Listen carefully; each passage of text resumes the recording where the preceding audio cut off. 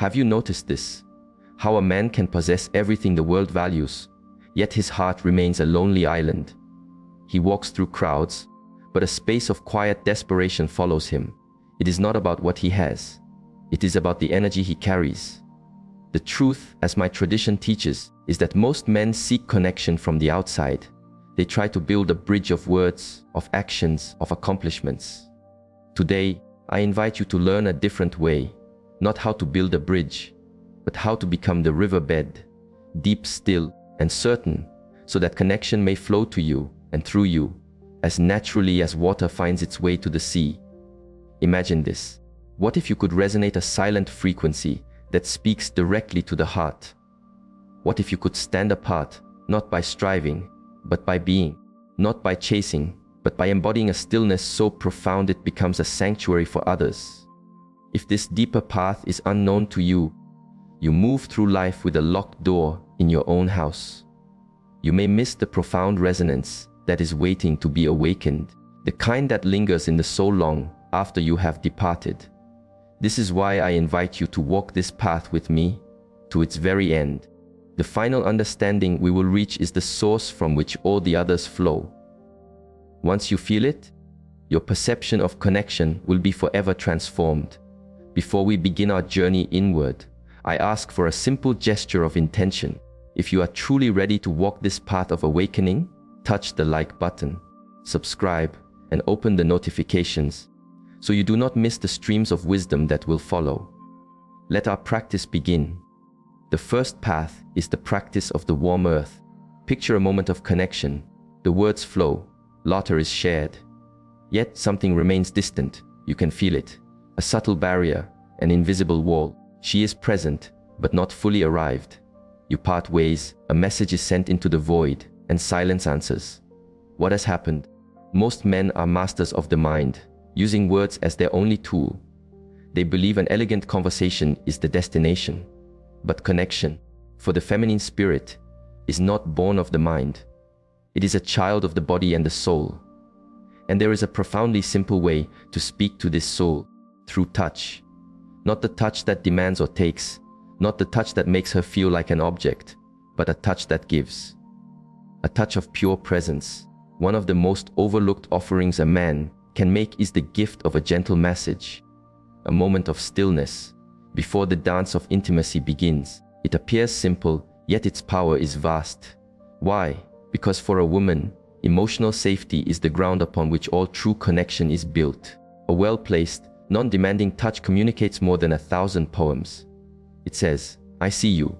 Your well-being matters to me. I offer you a moment of my stillness, a space for you to feel safe. This is not about being a skilled technician. It is not about performance. It is about your presence. It is about being fully in the moment, making her feel relaxed, seen, and cared for. Not just for her body, but for her soul. The key is your intention. If you are simply performing a task, it will be hollow. But if you are present, if you are attuned to her breath, to her energy, she will feel your peace. And ancient wisdom tells us, waste no more time arguing about what a good man should be. Be one. Do not let the mind complicate this. Do not make it strange. Simply be in this moment and let your presence speak through your hands. Here is a truth that can be hard to hear. Most men will never take the time to understand this simple way. They will remain lost in the mind, struggling to feel true intimacy. But the man who understands, he creates a harbor of peace that is unforgettable. In a world of frantic haste and surface interactions, this kind of patient offering is a rare jewel. When you master it, you join the few who truly understand how to nurture connection from its very root. The second path is the dance of wind and fire. Most men misunderstand this energy. They either become a gale force, pushy and overwhelming, or they become still air, afraid to move. The truth is, the feminine spirit loves to dance in this energy, but only when it is led with a confident lightness, a playful respect. A man who knows how to invite this dance creates an energy that is alive, exciting, yet free of pressure. This dance is not about impressing with clever lines or grand compliments. It is about keeping the energy light, flowing, and alive. Think of it as a river. You gently guide its direction. She responds in her own flow, but neither of you feels forced. The best way is through playful challenge, a light touch of wind. For example, if she says she loves a certain art, you might smile and say, "An interesting choice."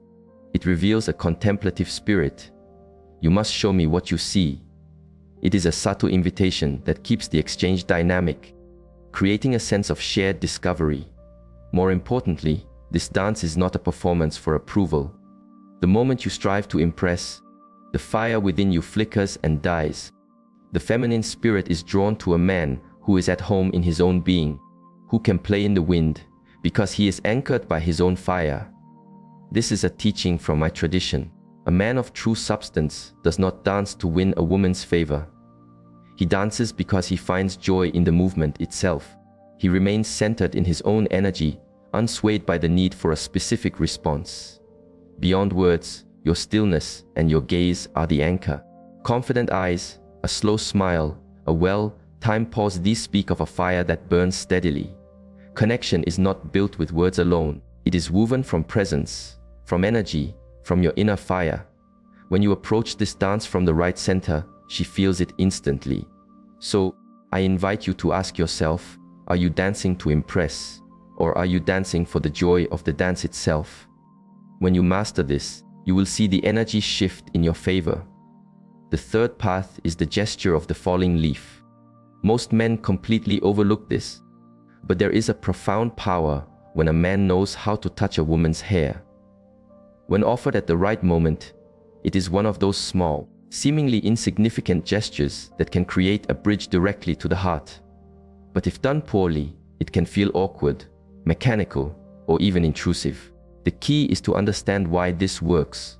The head is a place of sacred energy, sensitive not just in nerve endings but in spirit.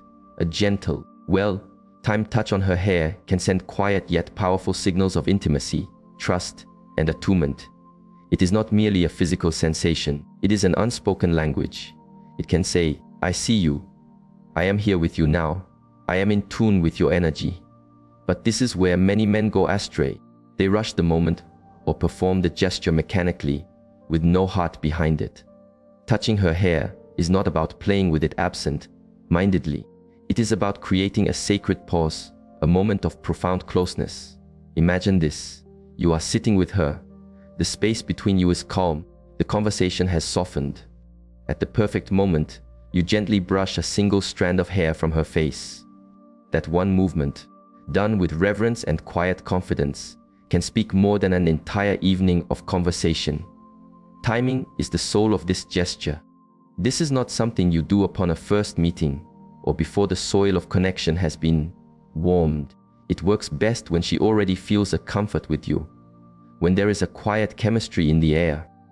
If she leans in softly, if her smile invites you closer, that is how you know the leaf is ready to fall. The greatest mistake is to force the gesture when the energy is not ripe. This is why stillness and awareness are your greatest tools. My tradition teaches us to read the energy of a moment before acting, to remain centered rather than being driven by impulse. This means you do not reach out just because you want to, but because the moment itself asks for the connection to be completed.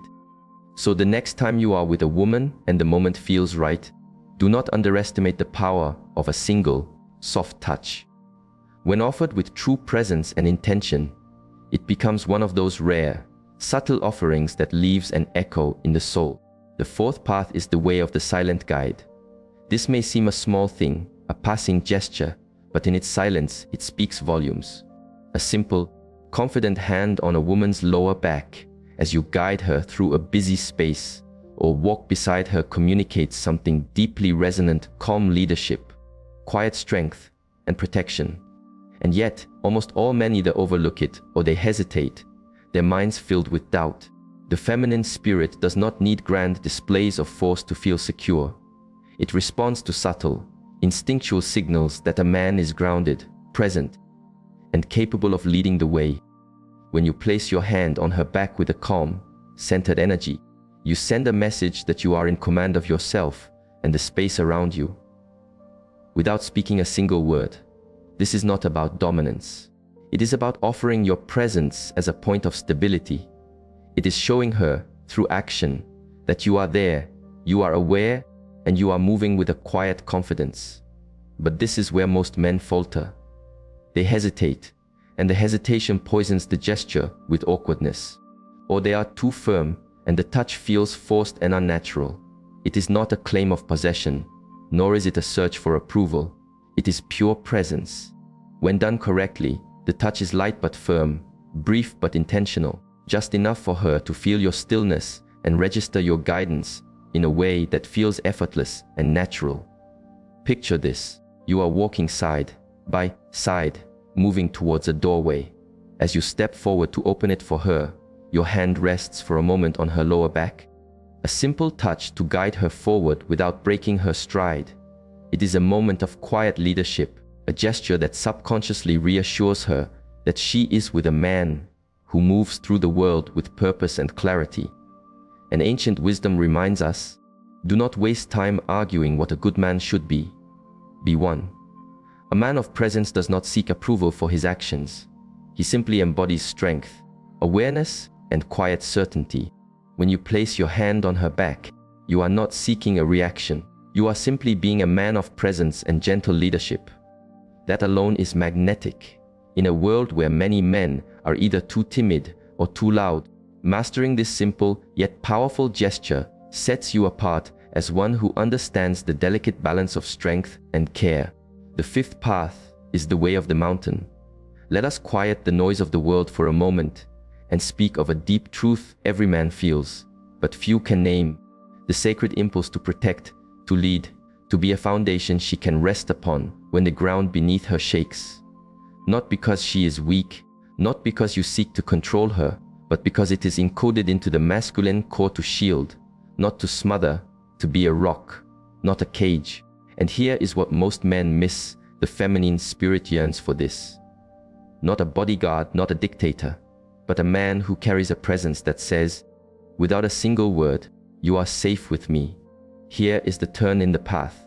You do not earn this role with the strength of your arms or the weight of your purse. You earn it with the strength of your stillness.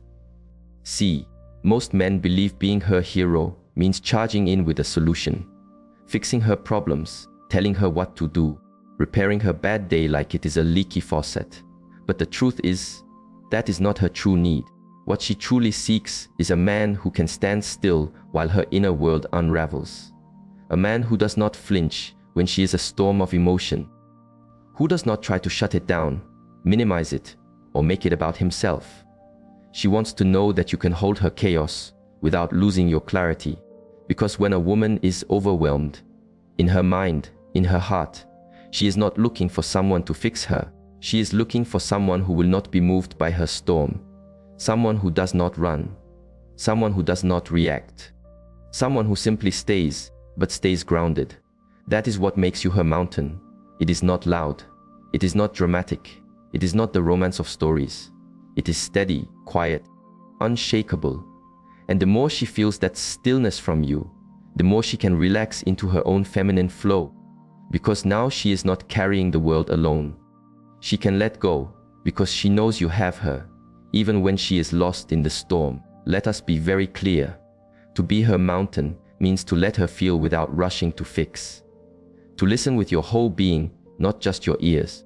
To keep your center when she tests you, not as a punishment, but to feel that her storm cannot break your foundation. To step forward in difficult moments without over-explaining. Your calm becomes the true message.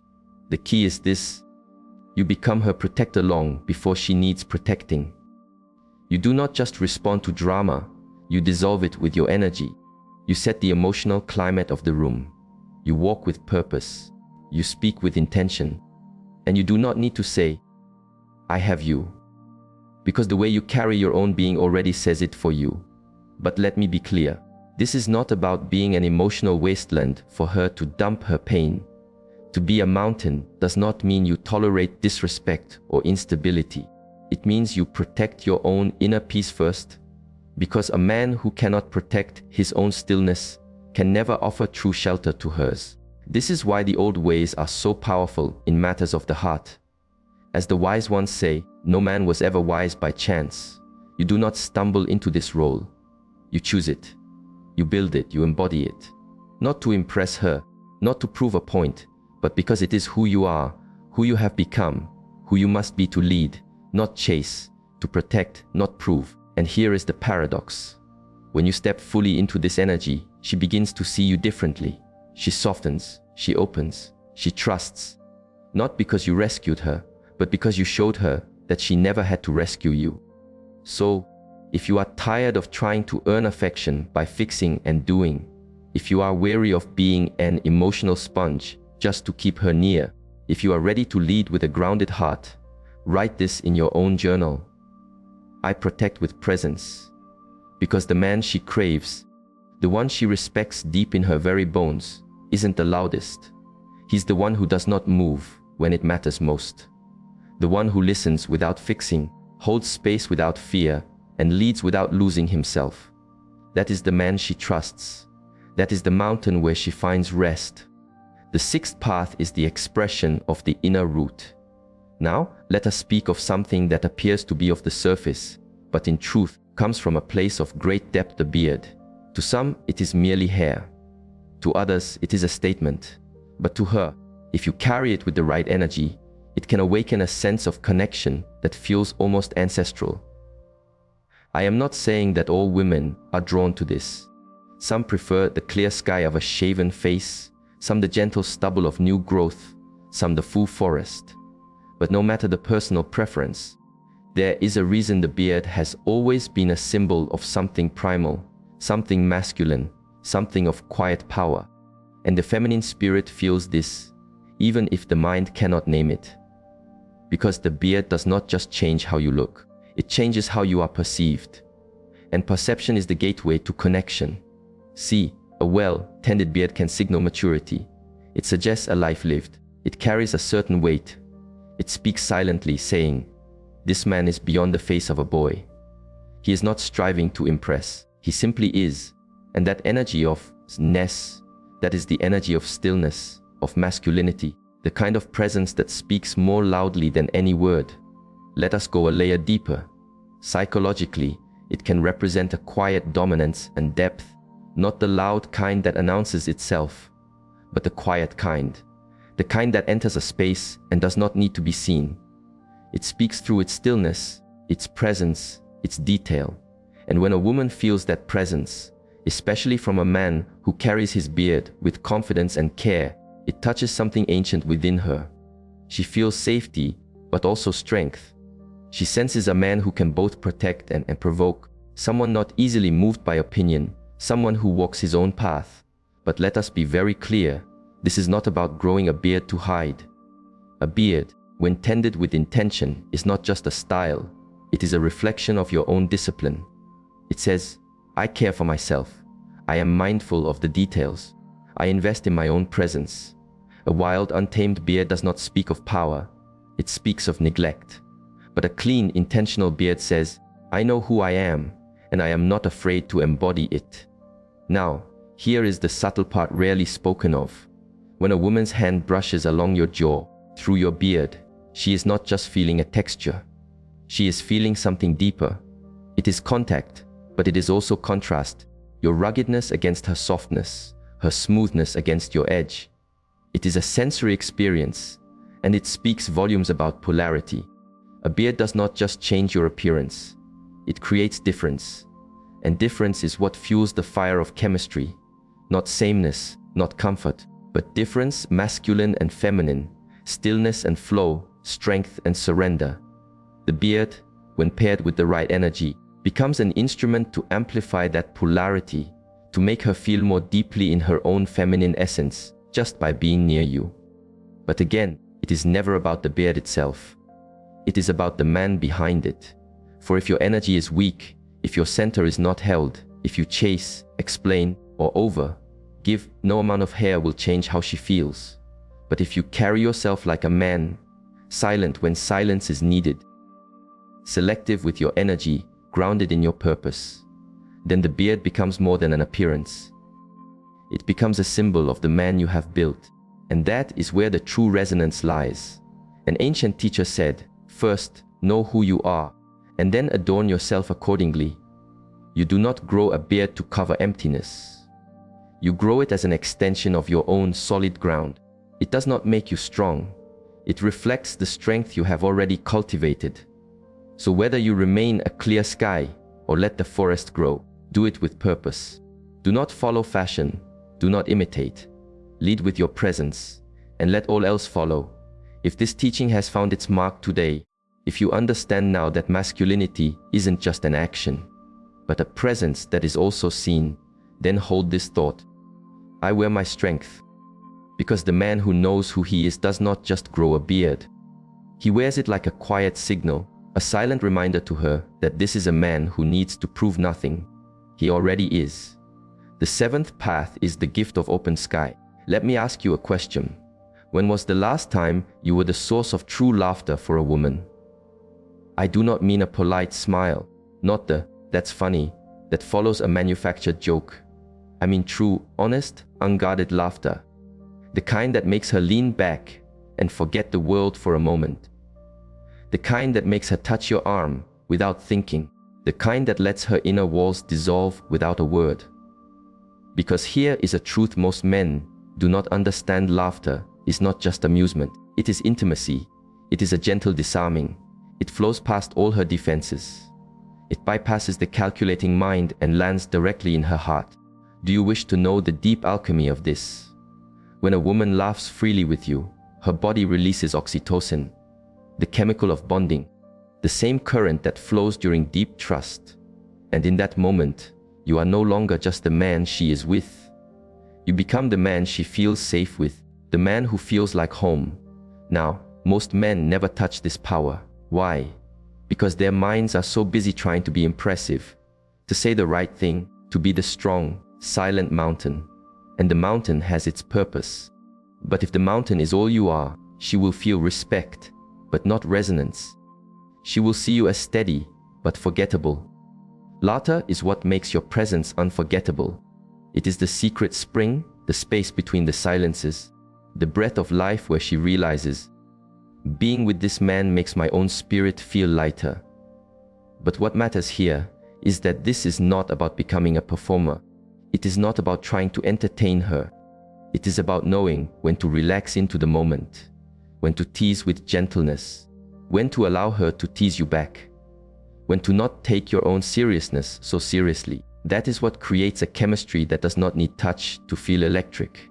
Let me paint a picture. You are with her.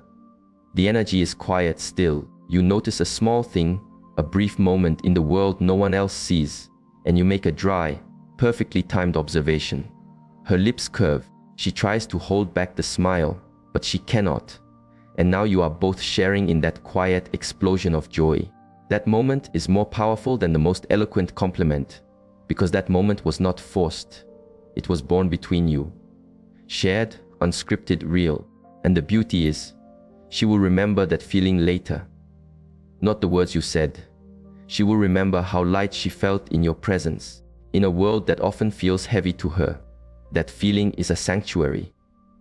Now, this is what most men get wrong. They believe laughter is a sign of weakness, that if they are not serious, they lose her respect. This is backwards. The man who can be light without losing his depth, he is rare. He is a source of life. He is magnetic, because he does not need to be on, to be powerful. He knows that laughter does not shrink his masculine core. It expands it. It shows that he is not threatened by the moment, that he is in control of his own energy, that even in his stillness, he can be a source of joy. Let us tie this to our practice. A master once said, "The art of living is more like wrestling than dancing." But he also taught, if you are distressed by anything external, the pain is not due to the thing itself, but to your estimate of it. In other words, your ability to reframe the world, to shift heaviness into ease. That is power. And laughter is that shift. It is how you lead her energy back to joy. How you show her that masculine strength does not always have to be heavy, that a mountain can have sunshine on its peak. So, if you have been carrying the weight of being the ever serious man, if you have forgotten how to simply enjoy a moment with a woman without agenda, without performance, it is time to invite that lightness back.